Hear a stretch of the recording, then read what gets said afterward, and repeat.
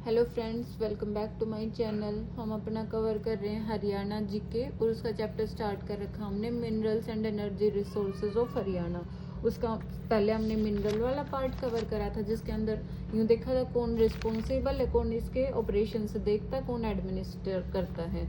वो था अपना mines and geology department of Haryana. और उसके बाद कुछ मेजर मिनरल्स देखे थे कि वो कहाँ कहाँ पे लोकेटेड है, ये सब देखा था। कुछ वो अदर मिनरल्स भी देखे थे, जैसे गोल्ड देखा था, सोल्ट वाटर देखा था, सोल्ट पैटर देखा था।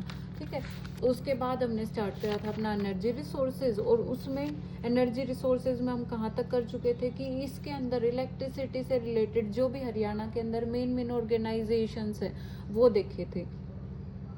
ठीक है, कि कौन प्रोड्यूस करता है, कौन डिस्ट्रीब्यूट करता है। अब डिस्ट्रीब्यूट करने में भी दो पार्ट देखे थे, एक नॉर्दर्न हरियाणा के लिए करता है, उत्तरी हरियाणा के लिए, और दूसरा करता है दक्षिण हरियाणा के लिए, मतलब साउथर्न हरियाणा के। तो उनके अंदर कौन कौन से डिस्ट्रिक्ट आते हैं, बाकी और कुछ इसके रेट डिसाइड करने हैं, पावर सेक्टर का डेवलपमेंट करना है, और जो कंज्यूमर्स और जो ये जनरेटिंग पावर जनरेटिंग कंपनीज है इनके बीच में बैलेंस कैसे बना रहे, उसके लिए सजेशन देने। तो ये सब काम कौन करता है, ये सब काम देखता है हरियाणा इलेक्ट्रिसिटी रेगुलेटरी कमीशन। ये सब देखा था। और देखे थे थर्मल पावर स्टेशन कौन से हैं, वो मैप के थ्रू देखा था। न्यूक्लियर पावर प्लांट देख चुके, और ये main main hydro power plants हैं। इतनी ज़्यादा कैपेसिटी है नहीं हरियाणा के अंदर, क्योंकि वाटर अवेलेबिलिटी इतनी ज़्यादा नहीं है कि इतनी ज़्यादा रिवर्स फ्लो कर रही हैं हम डैम बना के, रिजर्वोयर बना के, और उधर अपने हाइड्रो पावर प्लांट्स एस्टेब्लिश कर सके। अगर हरियाणा के अंदर कर भी रखे हैं तो उनकी जो इंस्टॉल्ड कैपेसिटी वो बिल्कुल लो है। जैसे देख रहे हैं ना, 4 मेगावाट, 2 मेगावाट और 1.4 मेगावाट, कुछ इस तरीके की उनकी इंस्टॉल्ड कैपेसिटी है। वो किसके थ्रू बना रखे हैं, वो मान लो कोई केनाल है तो उस केनाल पे रिजर्वोयर बना के और तब इन हाइड्रो पावर प्रोजेक्ट्स को लगा रखा है। तो वो मोटे मोटे, जैसे ककरोई वाला सोनीपत में, दादूपुर वाला यमुनानगर में पड़ता है, वेस्टर्न यमुना कैनाल ये करनाल के अंदर पड़ता है प्रोजेक्ट, और ये करनाल के अंदर ये दोनों और पड़ते हैं, मूसापुर माइक्रो हाइडल प्रोजेक्ट और कुनकी, ये दोनों इधर पड़ते हैं अपने करनाल के अंदर। ठीक है, और western Yamuna canal hydel project ये कहाँ पड़ता है अपने को पता है, यमुना रिवर है उधर से कैनाल निकाल रखी है। तो जो यमुना कैनाल है उसके ऊपर हमने बना रखा हथनीकुंड बैराज। तो उसके आसपास हथनीकुंड बैराज और दादूपुर यमुनानगर का एरिया है, उनके बीच में अपना ये प्रोजेक्ट हमने लगा रखा है। तो ये था अपना हाइड्रो पावर प्लांट्स के बारे में। अब आज बात करते हैं और आगे, ज़्यादातर मेनली बात कर रहे हैं हम रिन्यूएबल एनर्जी सोर्सेज की, कि हरियाणा के अंदर क्या क्या है। जैसे एक तो ये देख लिया हाइड्रो पावर प्लांट्स का, और सोलर एनर्जी के थ्रू जनरेशन होता है, कुछ विंड एनर्जी के थ्रू। तो इस तरीके की चीज़ें हम देखेंगे। देखो हरियाणा मतलब क्या क्या कुछ चीज़ें करी हैं रिन्यूएबल एनर्जी को और ज़्यादा बढ़ाने के लिए। तो हरियाणा स्टेट एक ओनली स्टेट है इंडिया के अंदर जिसने कुछ मैंडेटरी कर रखी है कुछ चीज़ें, कि किस तरीके की चीज़ें कि इंस्टॉल करो सोलर वाटर हीटिंग सिस्टम। वो भी किन के लिए है, अगर उनकी बिल्डिंग्स कुछ क्राइटेरिया को मीट करते हैं। जैसे आगे हम देखेंगे कि अगर वो बिल्डिंग्स 500 स्क्वायर फीट से ज़्यादा है तो फिर उनको क्या क्या रिकमेंडेशन है कि उनको क्या करना पड़ेगा, सोलर पावर प्लांट अपनी इंस्टीट्यूशन में लगाने पड़ेंगे। और ऐसा यूं नहीं कि नाम मात्र लगा दिया, कि कम से कम 3 to 5% जो भी उनका ऑपरेशन लोड है ना, उनकी ज़रूरत वो खुद का उनका सोलर प्लांट पूरा कर पाए। तो ये सारी रिकमेंडेशन ये मैंडेटरी कर रखा है हरियाणा गवर्नमेंट ने। और यूं नहीं है कि सिर्फ गवर्नमेंट ऑफिसेज हैं उन पे ही अप्लाई होगा, सारी government buildings, semi government, private हो, स्कूल हो, हॉस्पिटल हो, होटल हो, किसी तरीके की बिल्डिंग, बस क्या वो 500 स्क्वायर फीट से ज़्यादा एरिया में होनी चाहिए। तो उनके लिए कंपल्शन है कि वो सोलर पावर प्लांट अपने इंस्टीट्यूशन में, अपनी बिल्डिंग में ज़रूर लगाएंगे, और जिसकी कैपेसिटी कम से कम 3 to 5% जो भी उनका ओवरऑल लोड है वो उनकी ज़रूरतें उनके खुद के सोलर पावर प्लांट से हों। ठीक है, तो और कुछ क्या मैंडेटरी कर रखा है कि सोलर वाटर हीटिंग सिस्टम्स लगाओ, जैसे ये चीज़ें लगा रखी हैं। Use of 4 star pump set in agriculture में। 4 स्टार से मतलब क्या, इलेक्ट्रिसिटी इफिशिएंट होगा वो। ठीक है, CFL का यूज़ करो गवर्नमेंट ऑफिस में, और रिफ्लेक्स बल्ब का यूज़ करो। तो इस तरीके की चीज़ें हरियाणा गवर्नमेंट ने कर रखी हैं कि ज़्यादा से ज़्यादा ना क्लीन एनर्जी रिसोर्सेज अपने पास हों, क्योंकि कोल बेस्ड है तो वो तो कब तक चलेगा और इन्वायरमेंट के लिए भी अच्छा नहीं है। ठीक है, तो फर्स्ट जो सोलर पावर प्लांट लगाया गया था हरियाणा के अंदर वो था एक नांदा विलेज, चरखी दादरी के अंदर पड़ता है नांदा विलेज, उसमें लगाया था। और HPGCL है ना, हमने पीछे पढ़ा था, Haryana power generation corporation limited, इसने कौन सा लगा रखा है, बूंद यमुनानगर के अंदर, बुद्ध यमुनानगर के अंदर विलेज पड़ता है ये, तो वहां पे इसने सोलर पावर प्लांट लगा रखा है। और देखते हैं हरियाणा गवर्नमेंट ने क्या क्या करा। एक पहले अपनी पॉलिसी आई थी हरियाणा सोलर पावर पॉलिसी, 14 मार्च 2016 को आई थी, पर इसको 2023 में अमेंड कर दिया गया और फिर नई पॉलिसी फॉर्मुलेट हो गई है हरियाणा सोलर पावर पॉलिसी 2023।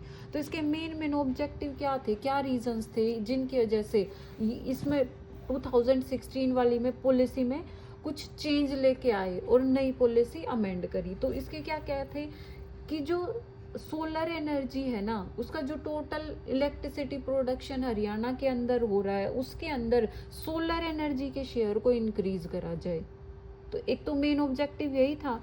दूसरा क्या था, एक ऐसा इन्वायरमेंट दे दिया जाए कि जिसमें जो नए सोलर पावर प्लांट है वो इजीली इंस्टॉल हो सके, वो अपनी क्वांटिटी को बढ़ा सके, ये चाहे प्राइवेट सेक्टर के लिए हो या फिर पब्लिक सेक्टर के लिए हो, वो अपने प्रोजेक्ट को ज़्यादा बढ़ा पाए। क्योंकि अगर इन्वायरमेंट ऐसा होगा, उनको क्लियरेंस, उनके प्रोजेक्ट के लिए क्लियरेंस, सब्सिडी अगर अच्छे से मिलेंगी तो फिर ये चीज़ों का और ज़्यादा बढ़ावा मिलेगा ना, कि ज़्यादा से ज़्यादा सोलर पावर प्रोजेक्ट्स हरियाणा के अंदर स्टार्ट हों। ठीक है, और क्या ऑब्जेक्टिव थे कि जो लेटेस्ट टेक्नोलॉजी है ना सोलर पावर जनरेशन में, तो उसको अडेप्ट करा जाए। और फार्मर्स के लिए क्या था कि किसी तरीके से जो फार्मर की इनकम है ना उसको बढ़ाया जाए। तो उसको कैसे बढ़ाया जाएगा, अगर मान लो वो सोलर पावर अपने फील्ड के अंदर लगाते हैं तो एक तो जो उनकी खुद की इलेक्ट्रिसिटी नीड है वो कम होंगी, तो एक तो वो उनकी बचत होगी खुद की, और दूसरा जो उनकी एक्सेस इलेक्ट्रिसिटी प्रोड्यूस हुई है उसको सेल कर सकते हैं वो, तो एक एक्स्ट्रा सोर्स ऑफ इनकम भी हो गया ना। तो ये बातें इसमें करी गई है नई पॉलिसी में। और दूसरा क्या बोला गया है इसके अंदर कि गवर्नमेंट ऐसा कोशिश करेगी जो सोलर इक्विपमेंट मैन्युफैक्चर हो रहे हैं ना उनको और ज़्यादा अनेबल कराया जाए। और दूसरा, मान लो बना के तो रख देते हैं, हम प्रोडक्शन तो करते हैं, प्रोजेक्ट लगा भी देते हैं, जो वेस्ट सोलर वेस्ट भी तो होता है, तो उसके मैनेजमेंट के लिए भी कुछ बातें सोलर पॉलिसी में 2023 में करी गई है। और कुछ ट्रेन करा गया है, कुछ सोलर पावर के सेक्टर को लेकर कुछ इंडिविजुअल्स को स्किल दी गई है, मतलब उनका स्किल डेवलपमेंट हुआ है, उनको ट्रेनिंग मिली है। और ऑफ ग्रिड जो सोलर एप्लीकेशन है ना उनको और ज़्यादा बढ़ावा दिया गया है, किसके थ्रू, सोलर वाटर पंप के थ्रू। ठीक है, कुछ इस तरीके की चीज़ों। ऑफ ग्रिड में ये होता है कि एक तो ऑन ग्रिड चल रहा है कि लाइट आ रखी है अपना, उस तरीके से कुछ अपना सोलर के थ्रू और कुछ जो मेन ग्रिड है उससे अपने को इलेक्ट्रिसिटी मिल रही है। ऑफ ग्रिड मतलब जो मेन इलेक्ट्रिसिटी का कनेक्शन नहीं है, जो कुछ भी है इलेक्ट्रिसिटी इसको मिल रही है वो सारा का सारा जो इन्होंने सोलर पावर लगा रखे है ना, सोलर सेल, तो उसी के थ्रू इनकी रिक्वायरमेंट पूरी हो रही हो। एक होलिस्टिक अप्रोच लेके चले कि जल्द फास्टर और वाइडर लेवल पे सोलर टेक्नोलॉजीज हैं इनके डेवलपमेंट हो। ठीक है, और दूसरा जो सबसे मेन काम करा गया वो है जो productive use of waste land, मतलब ऐसे ही खाली पड़ी हुई जमीनें थी जहाँ पे वाटर अवेलेबिलिटी नहीं है, इरिगेशन फैसिलिटीज नहीं है, बस वेस्ट लैंड पड़ी है, तो उन पे हम क्या कर सकते हैं, उनका मान लो कोई प्रोडक्टिव यूज नहीं है तो हम उन पे सोलर प्लांट लगा दें, तो कम से कम यूँ तो है कि इलेक्ट्रिसिटी जनरेट हो रही है। तो जो एक बैरन लैंड पड़ी थी उसको किसके अंदर ट्रांसफॉर्म कर दिया, एक प्रोडक्टिव लैंड के अंदर, कि वहाँ से कुछ ना कुछ आउटपुट निकल रही है। तो ये सारी पॉलिसीज, ये सारे ऑब्जेक्टिव के साथ लेके आई गई थी अपनी पॉलिसी, ये हरियाणा सोलर पावर पॉलिसी 2023। ठीक है। ठीक है, ये इनिशिएटिव हम देख ही चुके कि क्या क्या कर रहे हैं। ये पॉलिसी लेके आए, कुछ मैंडेट्स लेके आए, जो बैरन लैंड है उसको डाइवर्ट करा कि वहाँ पे सोलर सेटअप अपना लग पाए। ठीक है, सोलर पावर पॉलिसी लेके आए 2023 की। तो और जो सबसे मेन है वो अपना हरियाणा के अंदर, अपने को पता है क्या, गुरुग्राम के अंदर एक ग्वाल हिल्स का एरिया है, उस पे सेटअप करा गया था इंटरनेशनल सोलर अलायंस। और पूरे इंडिया के अंदर ये पहली ऐसी ऑर्गेनाइजेशन हुई जिसका, इंटरनेशनल ऑर्गेनाइजेशन हुई जिसका हेडक्वार्टर अपना इंडिया के अंदर, इंडिया के कहाँ पे, ये गुरुग्राम में ग्वाल हिल्स के अंदर पड़ता है।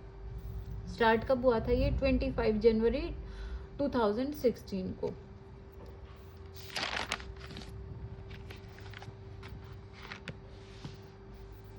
अब आगे देखते हैं विंड एनर्जी के बारे में। अपने को पता है हिल्स वाला एरिया है, उधर होता है हाइट पे थोड़ा सा विंड एनर्जी अवेलेबल होती है, विंड्स अपने फ्लो करते हैं, तो वहाँ पे हम उस विंड का यूज करके इलेक्ट्रिसिटी प्रोडक्शन कर सकते हैं। तो हरियाणा में देखा था, एक तो नॉर्दर्न पार्ट में कौन सा, शिवालिक हिल्स पड़ती हैं, मोरनी हिल्स है यहाँ पे, नारायणगढ़ हिल्स, कई सारा ये हिली एरिया है। और दूसरा देखते हैं यहाँ पे ये अरावली वाला एरिया, तो यहाँ पे हम कुछ अपने विंड जनरेशन के लिए कुछ पावर प्लांट्स लगा सकते हैं। तो यहाँ पे पोटेंशियल है इस चीज के को लेके। ठीक है, तो ये तो हमने देख ली कि पावर प्लांट कैसे कैसे, थर्मल, अगर कोल बेस्ड है तो थर्मल पावर प्लांट देख लिए, कुछ सोलर पावर प्लांट देख लिए, और हाइड्रो पावर प्लांट देख लिए, विंड एनर्जी के बारे में देख लिया। और कुछ जो मेन इंस्टीट्यूशंस देखे थे ना हमने पीछे की, इलेक्ट्रिसिटी जनरेशन, प्रोडक्शन, डिस्ट्रीब्यूशन, ये सब करना था, तो उसके लिए ऑर्गेनाइजेशंस देखे थे। उनमें से रह गया था एक रिन्यूएबल एनर्जी के लिए एक डिपार्टमेंट, क्योंकि हम इधर बात कर रहे हैं, पहले बात करी थी हमने जो नॉन रिन्यूएबल एनर्जी रिसोर्सेज थे उनकी, अब हम बात कर रहे हैं जो भी अपने रिन्यूएबल एनर्जी सोर्सेज है ना उनकी। तो उसके लिए एक ऑर्गेनाइजेशन हरियाणा के अंदर निकल के आती है, हरेडा। इम्पोर्टेंट, हरेडा को क्या नाम है, Haryana renewable energy development agency. तो मेन किस तरीके की एनर्जी, रिन्यूएबल एनर्जी बोल रहे ना, तो मेन किस चीज से डील करती है, चाहे वो सोलर एनर्जी हो, चाहे वो विंड एनर्जी हो, चाहे वो बायोफ्यूल हो, या फिर माइक्रो हाइड्रो इलेक्ट्रिक प्रोजेक्ट, ये सारी इनके थ्रू जो भी इलेक्ट्रिसिटी जनरेशन प्रोडक्शन होता है वो सारा काम कौन देखता है, वो अपना हरेडा देखता है, Haryana renewable energy development agency.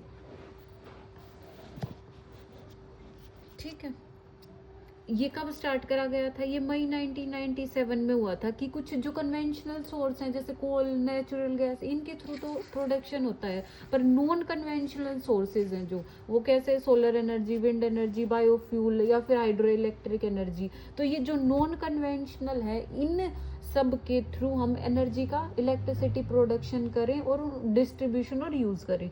तो इसके लिए 1997 में बनी थी अपनी ये हरेडा। ठीक है, तो इसकी मेन रिस्पॉन्सिबिलिटी क्या क्या है, इसके क्या क्या फंक्शंस हैं। इसकी मेन रिस्पॉन्सिबिलिटी है कि ये पॉलिसीज और प्रोग्राम फॉर्मुलेट करेगी ऐसे जो ये अपना ये नॉन कन्वेंशनल सोर्सेज के थ्रू एनर्जी बनती है, इलेक्ट्रिसिटी बनती है, मतलब ये अपनी जो रिन्यूएबल एनर्जी है इसका किस तरीके से ज़्यादा प्रमोशन हो, मतलब ज़्यादा से ज़्यादा प्रोड्यूस करी जाए। तो इसके लिए पॉलिसीज और प्रोग्राम फॉर्मुलेट करती है ये एजेंसी, और एक नोडल एजेंसी की तरह काम करती है। जो भी सेंटर या फिर स्टेट की, हरियाणा के अंदर सेंटर या स्टेट की स्कीम्स होती है ना, तो उनको इम्प्लीमेंट कराने के लिए नोडल एजेंसी कौन है, वही अपनी हरेडा है। और इसको सपोर्ट कहाँ से मिलता है, इसको सेंटर से भी और स्टेट गवर्नमेंट से भी, क्योंकि हमने देखा ना किन एजेंसी किन स्कीम्स को अप्लाई करती है। जैसे मान लो कोई सेंट्रली स्पॉन्सर्ड स्कीम है और कोई जो स्टेट स्पॉन्सर्ड स्कीम है, उन सब को इम्प्लीमेंट यही एजेंसी कर रही है। तो इसका जो फाइनेंशियल सपोर्ट इसको मिलेगा तो वो दोनों लोकेशन से मिलेगा ना, सेंट्रल गवर्नमेंट से भी और स्टेट गवर्नमेंट से भी। ठीक है, और कुछ एक नई स्कीम आई थी रिन्यूएबल एनर्जी पार्क स्कीम, वो मेनली किन के लिए था कि जो स्टूडेंट और जो टीचिंग फैकल्टी हैं उनके अंदर अवेयरनेस डाली जाए, किन के बारे में, जो नई टेक्नोलॉजी डेवलपमेंट है in the area of renewable energy, मतलब टीचर और स्टूडेंट उनके अंदर अवेयरनेस क्रिएट करी जाए कि जो नई टेक्नोलॉजी है रिन्यूएबल एनर्जी की, उनको ज़्यादा से ज़्यादा यूज़ करें, उनको प्रमोट करें। ठीक है। तो कई सारे पावर प्लांट्स इसके अंदर लेके आए गए थे। लगभग ऐसा है कि सारे डिस्ट्रिक्ट्स के अंदर एनर्जी पार्क बना रखे हैं, वो बना रखे हैं 18 डिस्ट्रिक्ट के अंदर, और 20 एनर्जी पार्क बना रखे हैं, रिन्यूएबल एनर्जी पार्क बना रखे हैं।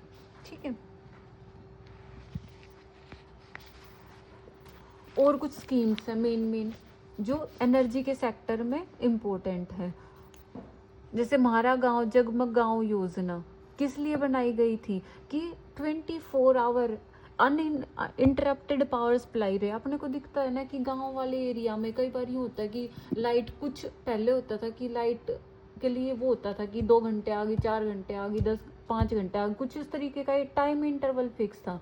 पर इस चीज को दूर करने के लिए ये स्कीम लेके आई गई। यूं ऐसा नहीं था कि एक बार में ये सारा काम कर दिया, ये अलग अलग फेज में था कि पहले यूं करते हैं कि 10 घंटे मिनिमम इतनी तो इलेक्ट्रिसिटी सप्लाई विलेजेस के अंदर या फिर डिस्ट्रिक्ट के अंदर होनी चाहिए, फिर उसके बाद लेके आए कि 18 आवर होनी चाहिए, फिर 24 का आता। तो अलग अलग फेज लेके और इस स्कीम के अंडर करा गया। और क्या ऑब्जेक्टिव थे इससे? तो ये हो गया कि अनइंटरप्टेड पावर सप्लाई सब विलेजेस या फिर अर्बन एरियाज हैं उन तक पहुंचे। और दूसरा, इलेक्ट्रिसिटी जो बिल कलेक्शन थे ना, वो सब का भी इम्प्रूवमेंट हो वहां पे। और थेफ्ट, जो भी पावर थेफ्ट होते हैं, ये इश्यूज तो हम बार बार सुनते हैं, तो उस चीज को भी कम करने की कोशिश करी गई स्कीम में। लेके कब आए थे? लॉन्च करी थी 1 जुलाई 2015 को, कुरुक्षेत्र से ये स्टार्ट करी गई थी। और इसके अंदर पंचकुला हरियाणा का पहला डिस्ट्रिक्ट बना था जिसने अपनी 24 hour in uninterrupted power supply को के गोल को अचीव कर लिया था। मतलब 24 घंटे वहां पे लाइट आ रही थी उधर के विलेजेस में। विलेजेस को भी इंक्लूड कर रखा है, यूं नहीं कि सिर्फ जो मेन अर्बन एरियाज हैं वहां पे, अर्बन एरियाज और विलेज एरियाज सब में ये कंडीशन पूरी हो रही थी। एक अपना आया था बिल पेनल्टी वेवर स्कीम 2016 में आया था कि जिनके 2 किलोवाट से कम की कैपेसिटी है ना, तो उनके कुछ जो भी एक्स्ट्रा सरचार्ज वगैरह है वो माफ कर दिए गए थे। एक आया था सूर्यमित्र स्किल डेवलपमेंट प्रोग्राम। इसके अंदर क्या करा गया था? 2016-17 में लेके आया था, कुछ इंडिविजुअल्स को ट्रेन करा गया था सोलर एनर्जी के फील्ड में। और कहाँ पे इसके प्रोग्राम लेके आए थे? सिरसा, सोनीपत और गुरुग्राम के अंदर। हर एक सेशन में इसके 30 इंडिविजुअल्स को ट्रेन करा जाता था सोलर एनर्जी की टेक्नोलॉजीज के रिलेटेड। ठीक है। तो कुछ और स्कीम्स हैं। तो आज की वीडियो में इतना ही। तो ये चैप्टर मेरी तरफ से खत्म होता है। अगर आपको इस चैप्टर में फिर भी कोई डाउट है, अगर कोई ऐसा सेक्शन रह गया, मैंने मेनली सारे चीजें कवर करी हैं कि मिनरल्स को लेके और एनर्जी को भी दोनों तरीके की एनर्जी कि एक तो कन्वेंशनल सोर्सेज से, जैसे मान लो कोल नेचुरल गैस बेस्ड थे, उसकी सारी, उसके अंदर प्लांट कौन कौन से थे, उसकी मेन ऑर्गेनाइजेशंस कौन कौन सी थी, ये सब चीज़ें भी कवर करी हैं। और रीन्यूएबल एनर्जी के लिए भी जितनी चीज़ें मैक्सिमम अपने एग्जाम के लिए इम्पोर्टेंट वो सारी कवर करी हैं, जैसे हाइड्रो के, सोलर एनर्जी, ठीक है, और विंड एनर्जी। रीन्यूएबल एनर्जी के लिए कौन सी इम्पोर्टेंट एजेंसी है हरियाणा के अंदर, तो वो सारी चीज़ें कवर करी हैं। तो इस वीडियो में इतना ही। अगर आपको वीडियोस मेरी हेल्पफुल लग रही है अपनी प्रिपरेशन के दौरान, तो प्लीज़ मेरी वीडियोस को लाइक और शेयर ज़रूर करें। कोई डाउट आता तो कमेंट सेक्शन में डाल दें। और अगर चैनल को सब्सक्राइब नहीं करा है तो चैनल सब्सक्राइब कर लें।